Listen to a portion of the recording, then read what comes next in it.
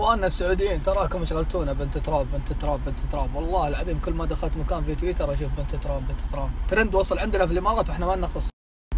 صدقون من وصل ترامب والله ما نعرف اي علوم عن السعوديه، ما غير نعرف ان بنت تراب دخلت بنده، بنت تراب شربت قهوه، بنت تراب راحت، بنت تراب لبست لبس.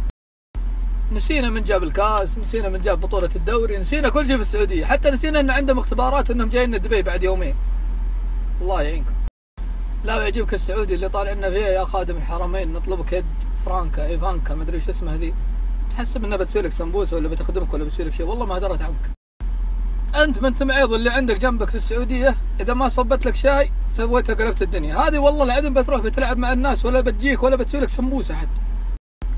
بعدين لا تحسسون شيء غريب، يعني ايفانكا شربت قهوه، ايفانكا لبست لبس، ايفانكا نزلت من الدرج، ايفانكا دخلت بنده، يا الله شيء واو ستو.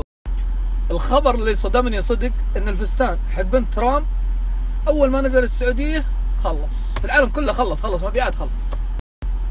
لو سعره يمكن تقريبا 3000 ريال 4000 ريال، والله احس ان الشيب اشتراه وحطه في المخيم عنده بس يطالع فيه. يا ايفانكا يا ايفانكا. تدرون ان هذه روضت تركيا والحين جايبينها للسعوديه على اساس يروضونها، وامرأنا الله يحفظهم ما فيهم عيب، لكن انتم العيب فيكم.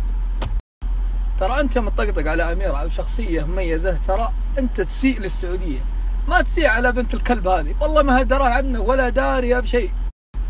ايفانكا بكره بتروح وبتبقى السعوديه، بيروح ترامب وبتبقى السعوديه غصبا عنهم جميعا. بعدين سؤال صدق، هذا اللي طالب يد ايفانكا صدق تباها على سنه الله ورسوله؟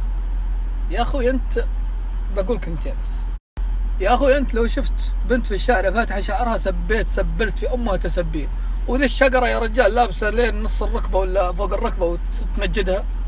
بديت احس ان في اقليه في الشعب السعودي انه يمجد الشخص الغريب، المغربيات ايفانكا وهذا، وينسى الحرمه السعوديه اللي هي قاعده تخدمها طول عمره. ترى رمضان جاي، انا اقول لك يا رمضان جاي، والله لو حرمتك راحت بيت اهلها انك ما تفطر الا من بنده كرواسون جبن وزعتر.